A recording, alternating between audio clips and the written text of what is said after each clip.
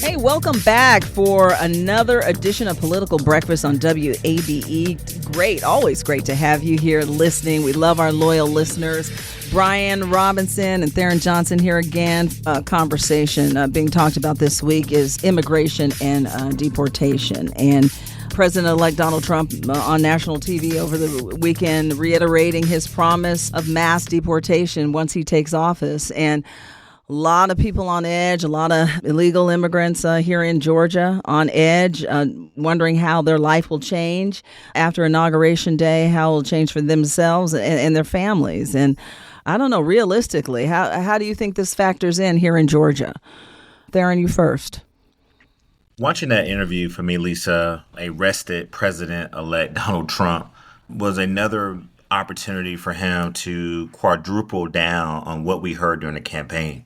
What he said was, and when asked the question, but what happens if that child, he or she has been born in this, country legally, or they're here legally, but the family, the parents, we've had this conversation about DACA, right? That was a huge initiative under the Obama administration. But what this president-elect said is that basically they will more than likely be deported back with their families, right? And so there was no blinking, he looked straight at the interviewer.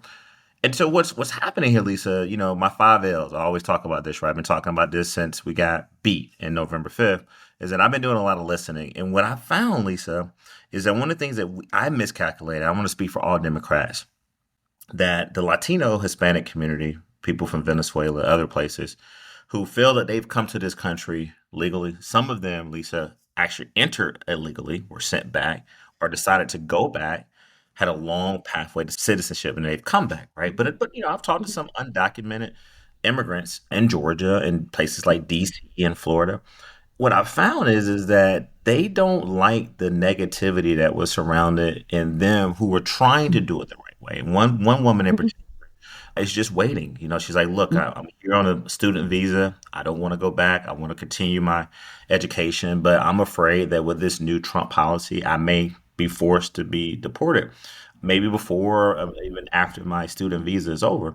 But they did not like the imagery, the negativity of the criminals that many elected officials, particularly Republicans, who were saying, hey, they're coming here to kill innocent Americans. They're coming here to rape women and to steal. And they're here. And so they did not want to be associated with that, because that's not the reason why they came to this country, right? They came here for a better way of life. Some of them are trying to actually have a pathway to legal citizenship. Some of them, Lisa, and we just got to keep it real in this podcast, they're just working to make a living. They're just like, look, week to week. And look, they have multiple jobs. And so I think that, look, we better get ready for Q1 in this country, January till end of March, to really be a divisive time. And I think that this president-elect, if you look at who he's appointing, who he's nominating, doubling, quadrupling down on mass deportation. We don't need to get into the stats of how it is very difficult to do what he's pledging to do, but apparently he thinks there are some federal laws in place currently that allows it to happen. But back to my conversations, just these folks some of them voted for Trump, or some of them couldn't vote because they're not legal citizens, but some of them supported Trump. Let me be clear. Some voted, some couldn't vote, because they felt like he was going to get rid of the bad guys, like that have come over here that's giving them a bad rep. However, what they don't like is for them being penalized and for him to group them all together, Lisa, like he's doing, he being the president-elect. So there's a tremendous amount of angst. There's a tremendous amount of uncertainty from a lot of these individuals that I've talked to. And many of them are good people who are here working 2 and 3 jobs in Georgia, working very hard. A lot of us depend on them, and they're supporting their families. But this election had consequences, and unfortunately, they're going to be Exhibit A come, January, February, March, April of next year. Yeah, because what he said, Brian, was criminals first. Yes. And then the rest later, right? Yeah. And we'll see about the rest later. Not because he doesn't mean what he's saying. He obviously does. And there will be an emphasis on the very beginning on those who have committed crimes. Let's not forget that the murderer of Laken Riley was staying with his Venezuelan brother, who is a member of a violent terribly dangerous Venezuelan gang. Right, And right. we have such a large number of Venezuelan illegals here now that they have a critical mass to engage in gang crime. They have been major drivers of organized retail crime where they take advantage of major traffic corridors to hit stores, going from Orlando up 75 through Warner Robins, Macon into Atlanta, and then into Chattanooga.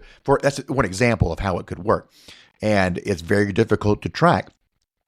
So there is a huge criminal network here, and we have a national security interest in tackling that first and foremost. When it gets into those who are working multiple jobs, those folks who show up to cut your grass or clean your gutters who don't speak English, those folks, I think they're going to be pretty far down the list of priorities when it comes to who we're going to deport.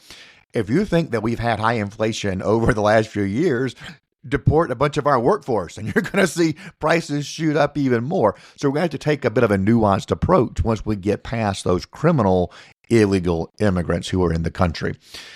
As you can ask any Republican, super conservative sheriff in Georgia, like they have some idea of where illegal immigrants live. They do know that they've got it in their communities.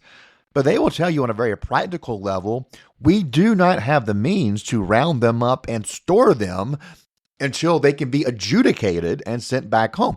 So, like, you would have to have Greyhound buses that went from El Paso all the way to Canada lined up to get out the current number of illegal immigrants. And that's not a made-up statistic or metaphor. Like, it would literally be that long to get them all out. So, on a practical level, it's not going to happen overnight. Part of what Trump is doing here, same as what he's bluffing with some of these tariffs on, for example, Canada and Mexico, he is sending a signal, stop coming here. I think it has less to do with those who are already here, other than the criminals who will be prioritized. There's a new sheriff in town. We are not going to be a hospitable home for people who come over our borders illegally without our permission. There is a legal process to undergo. Is it complicated and too slow? Yes. Do we need major reforms? Everyone agrees. We just can't agree on the details. So we have a broken system. There's no doubt about it. But what he is doing is saying, stop coming. And Republicans believe, and I actually believe as well, I'm amongst the Republicans who believe that Biden's rhetoric about illegal immigration in response to Trump 4 years ago led to this surge of illegal immigration that we've seen over the last 4 years. The first step isn't deporting illegal criminals. That's important. The first step is stopping the flow. Well, let me ask you all this. Do you think county, state officials, maybe even the governor should step in and start preparing people for this possible change that's coming? Lisa, I wish Donald Trump sounded more like Brian Robinson. He doesn't. B-Rob may be right. This may be a bluff, right? I mean, he may, be sort of trying to be this tough guy, but that's not what the president's saying. And I'm not attacking Brian. I do believe Brian is amongst, that was a very key word you used there, Brian, of Republicans who hope that this president will not come in and have a mass deportation plan. But until I'm told otherwise, Lisa, because what Democrats got to do, we're about to be the minority party, right? We got to do what Brian and other Republicans have done for 4 years. We got to start holding the new administration accountable. And so until he speaks otherwise, Lisa, exactly what you said. Why is the president-elect not saying, and I'm going to make sure, because, he was big on states' rights, right? Give the states the opportunity to do everything. Well, why are you not proposing that you sit every governor down, along with their law enforcement agencies, sheriffs, the associations, and talk about this plan? What I'm afraid of is that if Brian Robinson is not right, then what this president will attempt to do is to do this mass deportation, and these local sheriff's offices, these police departments, these immigration departments, GEMA, FEMA, and just bring home to Georgia, all of these National Guards, they don't have the adequate resources to do what the president-elect has said that he's going to do. The third thing is, Lisa, Donald Trump showed us who he was for the last 4 years. This man started running for president after he was defeated, and he walked off that stage on January 6th of 2021. So until he shows me otherwise, I don't think you can run a full-fledged campaign for over a year promising mass deportation. And some people voted for him. There are other Republicans, not, I don't want to put words in Brian's mouth. I don't think he's amongst those of the mass deportation support, but there are a great number of Republicans who voted for Donald Trump to carry out that job. And so what I'm being told in Washington, the members of Congress I'm talking to, Lisa, that this is a full-fledged plan. I wish more Republicans would sound like Brian Robinson. I don't think that the state departments and the local law enforcement have the resources, nor do they have a plan. They have spoken up and said, hey, that would be hard to do. And then last thing really quickly, Lisa, if you want to say stop them from coming, just say that and join the Biden administration and the Harris administration, which, by the way, the border crossings are down. There has been a shift. There has been a shift, and you can't give Trump the credit. This shift was occurring before the campaign was over.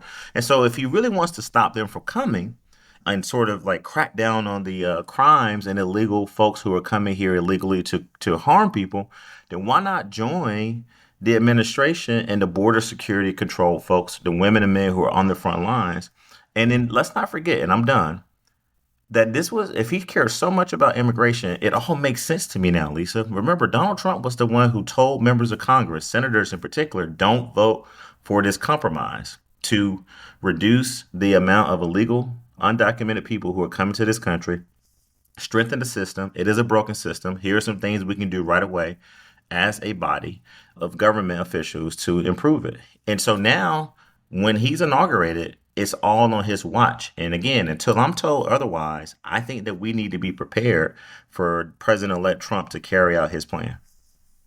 I do want to say, I appreciate Tharon making an effort to not put words in my mouth. I really do. But I also don't want to step back and make it sound like I'm a moderate on the issue. I'm not. I am deeply conservative on this issue. I am pretty hardcore about preserving our borders and making sure that those who are here legally, and there being consequences if you break our laws. I'm also a pragmatist. I also understand that a lot of our economy depends. You look at the poultry industry in Northeast Georgia, the carpet industry in Northwest Georgia, the berry picking and vegetable picking or harvesting in South Georgia. People who are here illegally are an important part of that ecosystem. And I'm practical about that. And we have to figure out a way that we enforce the rule of law, but do it in a way that protects our economy, particularly local economies here in Georgia. So I'm not a moderate on it. I appreciate Trump's rhetoric on it to some degree. When he talks about birthright citizenship, I don't know that you can change it through executive order. The 14th Amendment does say anybody born here is an American. That's meaningful to me as a constitutionalist. Yep. But I understand that it's also a beacon. It is a magnet that brings people here. They come and have babies strategically, because then all of a sudden they're the parent of an American citizen. Much harder emotionally and legally to deport those people. So I understand where he's coming from, and I think there's a lot more support for that change in this country than people want to realize. One thing that Tharon mentioned earlier was DACA, the Dreamers. Trump did say in this interview with Meet the Press over the weekend that we got to do something about the Dreamers because he doesn't want to see them deported. And that's a change over what he said in the past. In his first term, he did make those efforts, but that does show he realizes the politics of that there's not a political appetite in this country to deport a 40-year-old who's been here since he was 1.5, and doesn't speak Spanish or Russian or wherever his country of origin is. So I do think that was sort of a pivot toward the middle to some degree on an issue where he's pretty hardcore. Again, what can we do to help people on edge, our own here in Georgia, to help them through this tough time? Let me say, if you are not a criminal, if you are a berry picker, if you work in the poultry industry, you are not anywhere near the priority of the federal government or the state government or local government. You're just not. Okay. So relax, breathe, So exhale a little bit. Relax. Okay. If you are in a Venezuelan gang, we don't know that. Okay. Rob, Lisa, we we don't. It's my we guess, don't. though. I mean, I don't want to Okay. give. Look, since this election result, False hope. You don't want to nothing- get false I don't want to hope. give false Right. hope. And nothing surprises me anymore about this country. Nothing surprises me anymore. And so, too, I am told otherwise, and we are notified otherwise. We have to prepare for the worst. And the worst is that the president-elect ran on a platform of mass deportation. Plain and simple. Yes, he can make a comment about DACAs. And we've seen this from Donald Trump, Lisa. He'll say something outrageous, say something extreme, and then come back and say, well, I really didn't mean it. Or now we got to do something about them. But we have to wait and see how he governs and what policy he will prioritize. Yeah. I just on the pragmatic level, given the inflation still being a slight issue, decreasing but still an issue for Americans, getting rid of a workforce would make that worse, and it would disrupt supply chains. But at the end of the day, this is a resources issue, and America doesn't have the resources to do a mass deportation. We've got to prioritize those that we are scared of, and that is, for example, gang members. Get them out of here, and it's going to be even that's going to be hard to do, right? None of this is easy. And so that's why why I don't think that if you are here doing a job, whether you're working for somebody, you started your own business, I don't think you're going to be the priority of the federal government unless you're going to follow the law some other way. One last thing I have to say, Lisa, and many listeners of this podcast have been on me about this in my listening tour. And I have to say this, there are a lot of citizens, American citizens out here right now that don't like the amount of money that people, and you got to call them people, right, come over to this country and they receive all these, programs, money for housing, money for different programs. And so a lot of them, American citizens feel like those programs need to be aimed at them, people who are looking for work, people who want to work, people who are actually underemployed. And so the other conversation we got to have in this country is that how do we take care of our own people who have been here, born, raised here, who need access to more jobs and can be more beneficiaries of these programs. We can't ignore that one of the things that happened, particularly in the Midwest, is that a lot of those voters saw undocumented workers, undocumented people come to their cities, get all this aid for housing, food, and access to work. And then they're like, hey, I've been struggling here for 6 and 8 months without a job. That's a very, very tough conversation that Democrats need to actually say that we can do both. We can help you grow your employment. We can have a livable wage, right? We can end wage stagnation, but at the same time, make sure, to Brian's point, that the people who are here and who want to do work and to try to have a pathway to citizenship, that they can be rewarded too. And so that's a very underrepresented growing population of Americans, Lisa, who were very, very disappointed about the government assistance to a lot of the undocumented immigrants that are in this country. That's true. Schools, healthcare, criminal justice system, all of that is impacted very much. And that money falls to the locals who have to pick up the tab for those costs. Now, those locals also benefit from, apartment rentals, from grocery store sales taxes, all that stuff that comes with population that may be here illegally. But there is a real cost to taxpayers. And that is something that has driven a lot of the angst. But part of it also is whenever we are at historically high levels of non-U.S. born population, like those who moved here or came here illegally or legally, there's a backlash to it, and it was a backlash when it was Italians. It was a backlash when it was Irish. Today, it's largely Latin American or, in one city in Ohio, Haitians, right? We all heard about famously. Oh, yeah. So whenever there's a mass number coming in from a new culture, there's going to be cultural friction and backlash. It has happened in every generation of America that has had huge numbers of migrants coming in. It's part of it. And the people who are impacted the most, those who maybe working class, where migrants may be moving into their neighborhood, their sense of social cohesion, their sense of culture, all that is threatened. And Democrats or others, whoever, call them racist for those feelings. And that just engenders rage. And then we see how that rage plays out in our culture. conversation won't end here. It'll continue for some time now. And we'll pick it up again here on Political Breakfast for sure. Thanks for joining us for another edition, Political Breakfast, 2 editions this week for sure. Thank you for joining us. Brian, Tharon, thanks again for your insight. Good to be with you. Thank you, Lisa.